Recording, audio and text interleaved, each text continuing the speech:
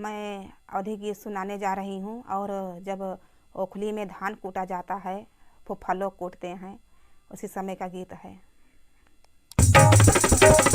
धाना कूटा है नटुआ, धाना कूटा, धाना कूटा है नटुआ, धाना कूटा, अपनी दीदी के वखरी में धन कूटा, अपनी दीदी के वखरी में धना कूटा, धना कूटा है नटुआ, धना कूटा, तोरी दीदी के वखरी चौड़ी है, तोरी दीदी के वखरी चौड़ी है, अपने लंबे मुसरवा से धना कूटा, अपने लंबे मुसरवा से धना कूटा, धना कूटा है नटुआ, धना कूटा।